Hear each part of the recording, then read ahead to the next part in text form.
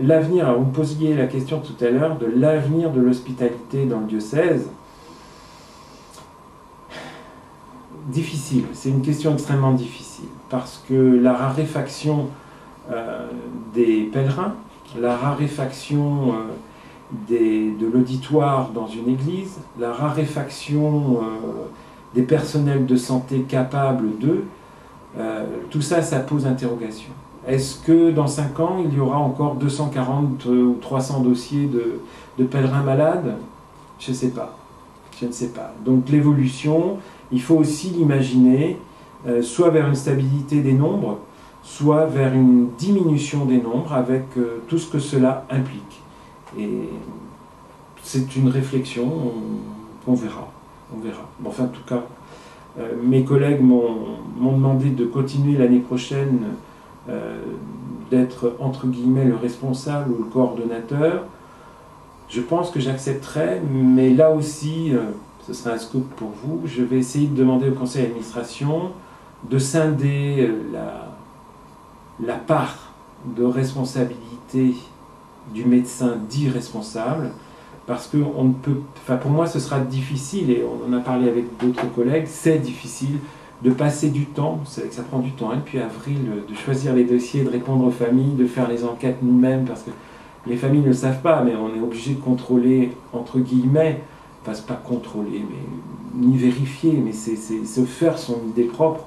Donc il faut demander aux paramédicaux qui s'occupent de la personne dans un dossier un peu sensible, il faut demander à nos collègues médecins. Alors, grâce à notre étiquette de médecin, on peut l'aborder, on peut avoir des renseignements qu'ils ne diraient pas à d'autres, couverts par le secret médical.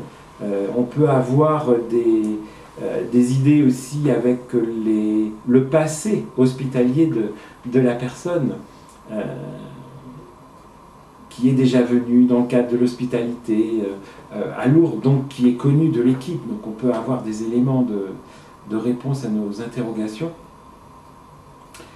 C'est pas suffisant, parce que c'est pas parce qu'on est venu à l'autre qu'on peut continuer d'y venir. Et ça, les familles ont du mal à le comprendre. Ça m'a beaucoup surpris cette année. C'était la réponse, mais il est venu l'année dernière, pourquoi il ne peut pas venir cette année? Alors là, ça a été mais plusieurs fois. Donc, voilà. Bon, ceci dit, je ne veux pas dresser un tableau noir. Hein. On a fait beaucoup plus d'acceptation que de refus. Il ne faut pas exagérer non plus. Hein. Voilà. Donc ça pour l'avenir, puisque j'étais sur la question de l'avenir par rapport au présent, qu'est-ce que ça va donner? J'ai envie de voir, donc on va continuer cette année de travailler sur l'acceptation des dossiers. Par contre, pour venir à Lourdes en septembre 2015, je pense que je ne pourrai pas dégager suffisamment de temps par rapport à mon travail hospitalier pour venir à nouveau. Donc je pense que nous allons demander à scinder la charge en deux. Il y aura une partie de la charge qui sera pour la discussion des dossiers, l'acceptation des patients, la préparation du matériel, des listes qu'on a refaites encore cette année avec Michel Rigolet, et puis la partie du pèlerinage proprement dit, qui sera peut-être avec d'autres médecins que le responsable, mais il y aura un responsable délégué, un coordonnateur sur les lieux, peu importe, ils pourront mettre le nom qu'ils veulent. L'essentiel, c'est que les pèlerins malades soient encadrés. C'est ça l'essentiel, peu importe les personnes, les modalités à mon sens.